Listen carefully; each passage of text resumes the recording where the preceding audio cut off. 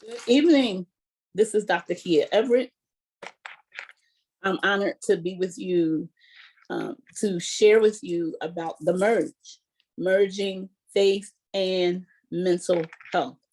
And so we're going to get right into it because we have a short amount of time to cover a lot of ground.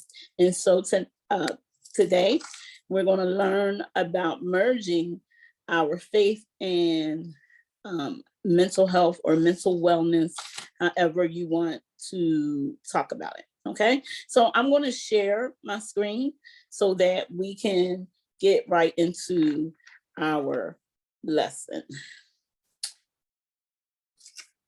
So again, the topic for today is the merge, mental health and faith by Dr. Kia Everett. Before we start, the question is, who am I? And so I am a well sought after award-winning national and international motivational empowerment speaker. My platform is mental health awareness, leadership strategies, conflict resolution, self-care, and all things empowerment. I'm a skilled speaker to young, middle-aged, and young at heart. So here you can see I have many years of experience. I was just, last year named Upper Darby Best Mental Health Therapist. You can see long list of areas where I have been in the press and previous clients where I have done speaking and have talked about mental health. So let's get right into it. Let's talk about faith and wellness.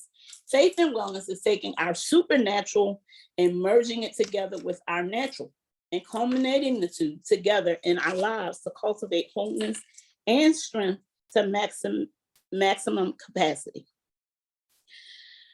The benefit of merging the two, we do not have to compromise one for the other. We can utilize the supernatural, activating the power of Jesus Christ in combination with the resources he has provided for us here on earth and get to the best version of ourselves. So I'm gonna stop sharing for a minute so that you can see me. And some examples that I would use, that I often use are, one, we look at the woman with the issue of blood.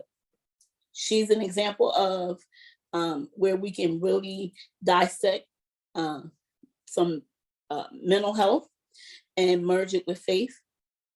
In fact, as she was being healed, Jesus said to her, woman, go, your faith has made you whole. We look at the man at the pool of Bethesda. We can look at Job and Job's wife. We can also look at Jesus Christ. So this is just to name a few. So as we are going through this lesson, I will highlight some of those that I have listed in terms of examples.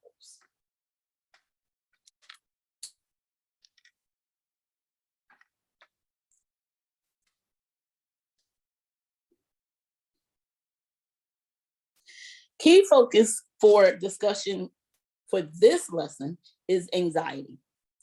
What is anxiety? Anxiety is a feeling of worry, nervousness, or unease, typically about an imminent event or something with an uncertain outcome. A mental condition characterized by excessive apprehensiveness about real or perceived threats, typically leading to avoidance behaviors and often to physical symptoms. So when we're talking about anxiety, I often will teach people, anxiety is, it usually kicks in when people have a fear of the unknown. So, not knowing whether people are talking about them, not knowing if when they get up, people are whispering about them, not knowing if when they go to an event, if people are going to accept them. They're having anxiety about a test coming up, or anxiety about maybe purchasing a new home, anxiety about standing in front of a crowd, whatever have you. They're building up all of these scenarios in their mind. The doctor may give one diagnosis, but they've taken that diagnosis that may not even be such a big situation, and have conjured up all of these situations, which we would call catastrophizing in their minds. And they went from something that could be, very treatable to almost on their deathbed. So that's what anxiety can do for a person. Okay. So we want to be very, very mindful when we're talking about anxiety. Okay.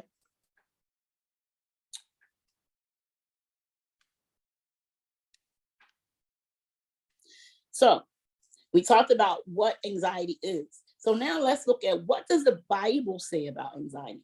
Philippians 4:6, it tells us, do not be anxious about anything, but in everything, by prayer and supplication with thanksgiving, let your requests be made known to God.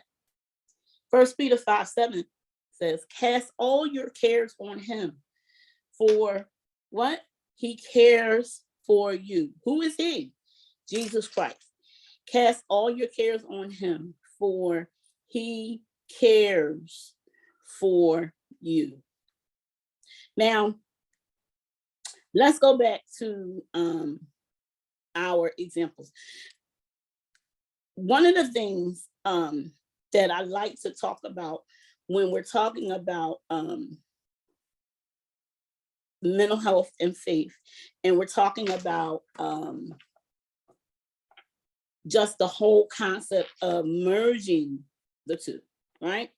And we look at the examples that I gave.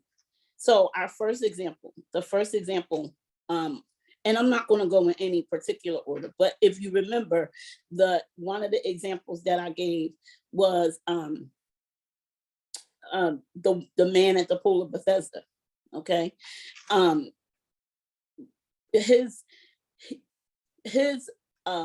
inability, or his anxiety, if you will. The Bible says he was stuck at this pool for 38 years, right? But he watched everybody else come in and get healed. Jesus asked the question, do you want to be made whole? Right? Do you want to be made whole? So in other words, do you want to be different? Do you want to change your situation?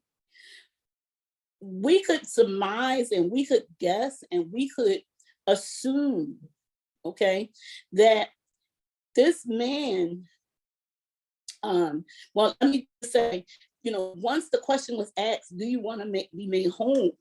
The man that was sitting at this pool for all this time, his answer was yes. So one would guess, or one would say, if he really wanted to be healed, why didn't he jump in before? He was there. He had first opportunity. So what took him so long? So one would assume that because he was sitting there, he may have had some anxiety. He may have had some anxiety about what would happen if he jumped in. What would happen if he got in and he didn't get healed? Because that's what anxiety would do for a person, right? A person who has anxiety would say, okay, everybody else is getting in and everybody else is coming out with the healing. However, what if I'm the one that it doesn't work for? That's what anxiety would do. What if I'm the one who it doesn't work for? So when Jesus asked that question, and the man's response was, yes, I do want to be made whole, but I have no one to put me in. I have no one that can help me in. And Jesus said, listen, just get in. But anxiety would say to a person such as the man sitting there by the pool, um, you can't jump in. You don't have the ability. Or anxiety would say you can get in, but you're not going to get the same results as everybody else. So his mindset is in the what ifs. What if I do this and I don't get the same outcome as everybody else? What if I do what I see everybody else doing, but my outcome is the negative response, right? Now, I wanted to really give that example and paint that picture, because when we are looking at that, what are we supposed to do? Now, one of the things about, or one of the treatments for treating somebody with anxiety is a treatment modality, which we as therapists would consider or would call cognitive behavior therapy. So you may have heard it as cognitive behavior therapy or CBT. And the founder of that, the father of that, would be a theorist by the name of Beck. Okay. I like to say, because as I said in my introduction, as not only just a speaker and a therapist, but I'm also a pastor. When we look at scripture, William Beck was not the founder of that. He was not the founder of cognitive behavior therapy, because cognitive behavior therapy, just to give you a real quick background, is when we are taking your negative thoughts and trying to help replace them with positive thoughts.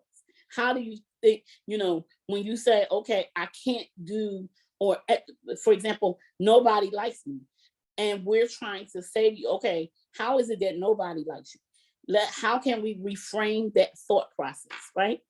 The Bible tells us right here in Philippians 4:8, finally, brethren, whatsoever things are true, whatsoever things are honest, whatsoever things are just, whatsoever things are pure, whatsoever things are lovely, whatsoever things are good report, if there be any virtue and if there be any praise, think on these things, right? So what is that saying to us? That is saying that in the midst of thinking negatively, we should think on the good, right? So it's telling us right here, whatsoever things are honest. So don't think on dishonesty, think on honesty, right? So what am I saying? Why did I tie that in? Because somebody like the man at the pool of Bethesda, his anxiety would kick in and say, well, if I jump in, I'm not going to get the same result. Well, if he was to see somebody like a therapist like me who would specialize in cognitive behavior therapy, I would say to him, let's not think about if you jump in that you wouldn't get the same result. Let's put our faith into action, and let's watch our words, and let's change that thought process, and let's say that when you jump in, you will get healed. When you jump in, you will be made whole, right? Why? Because we have the benefit of putting our supernatural, which is our faith, and connecting it with our natural, right? Which is the resources that Jesus Christ has given us here on earth. So we can connect the two, right? And if he was talking to me, I would say, no, we're not going to concentrate on what your anxiety is saying. We're going to concentrate on our faith, and we're going to say that when you jump in, that you will get the result that you're looking for. That's how that would work. right? Let's take one of our other examples. One of our other examples that we use is, let's just say Jesus Christ, right? Jesus Christ is going through the crucifixion. Well, what can be any more anxiety driven than that, right? And so through that process, right? Even Jesus Christ, he was the best example, because many of us can't even get through stomping our toe without having a fit, falling out, wanting to go to emergency room. But even at Jesus Christ's lowest point, right? I'm willing to bet even during that process, there was some anxiety, but you know what he said? That this is my purpose. This is what I came for. And even when the disciple was ready to go and fight for him, he said, no, this is what I'm supposed to do. So he was thinking what? On the bigger picture. He was thinking on the good report, right? So when we think about merging and what is the end result? The end result is when Jesus Christ died, when he went to the cross for us, not only did he go to the cross for our physical health, he went to the cross for our mental health as well. So he not only, when we quote Isaiah 53 and we say, by his stripes we are healed, not only is that for our physical body, it's also for our mental, our mind, body, and soul, right? It's for every area of our lives. And so we have to be mindful, or I want to encourage you to be mindful that when we're talking about our mental health is extremely important. And yes, there is a place, or there is a way that we can merge our faith with our emotional health, so that we can be at our optimal health, if you will. My last thing I want to share, I'm going to share a personal example, because remember I said it would be a surprise example, or a surprise story.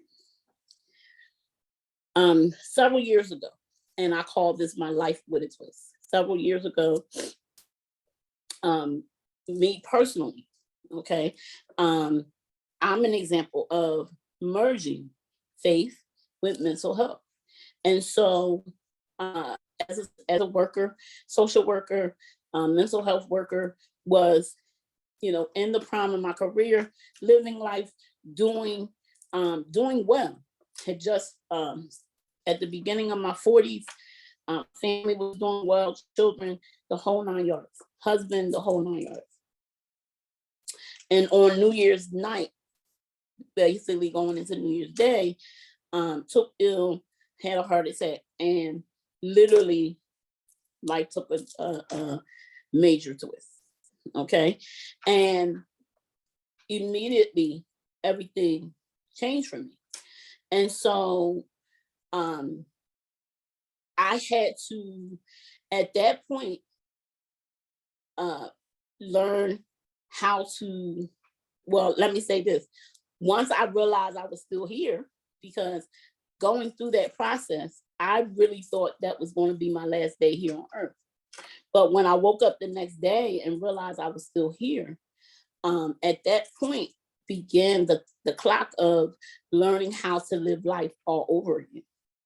And so, although I gave some practical biblical examples, I'm here teaching this class, The Merge, Faith and Mental Health, as a living, breathing, walking, talking testimony, because I not only had the heart attack in 2015, but that started a series of major health issues.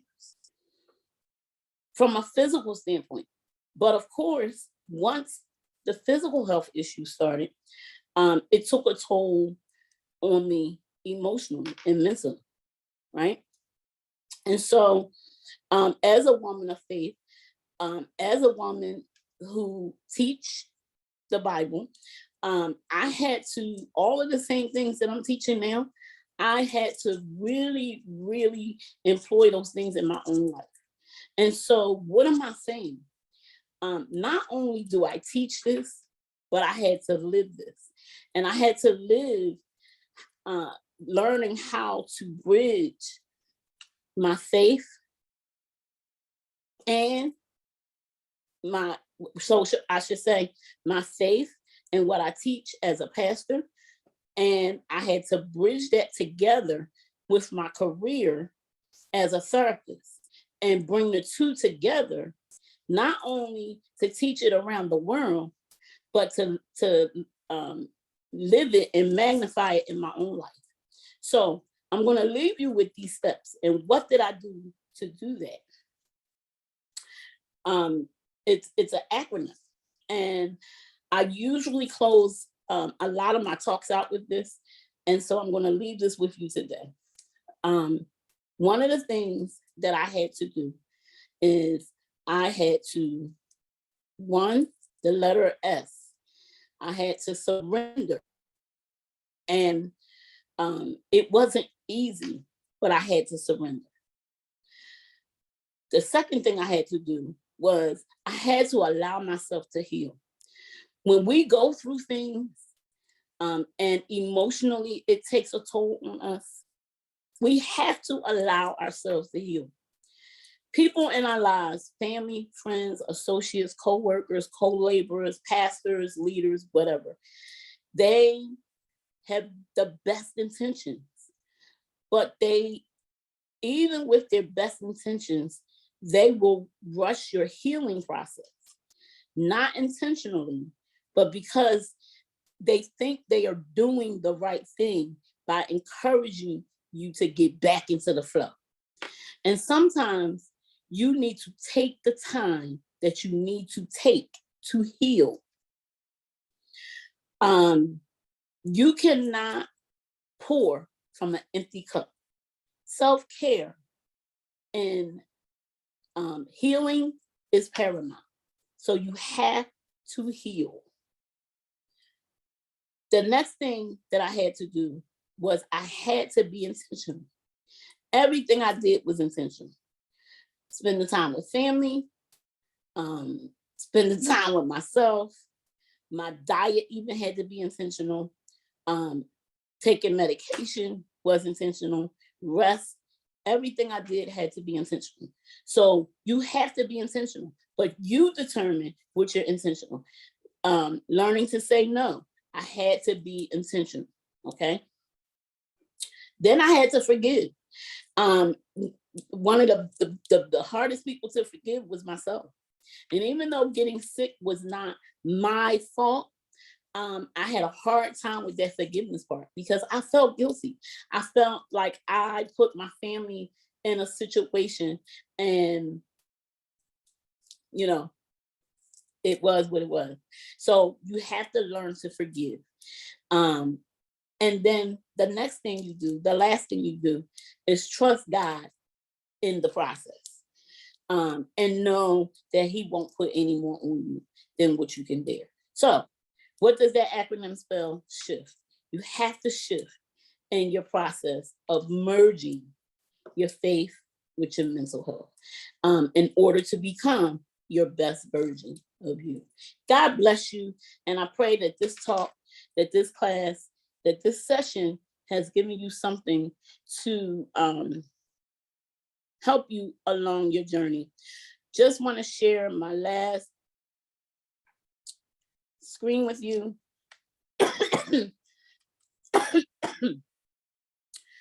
Again, I'm Dr. Kia F. Everett.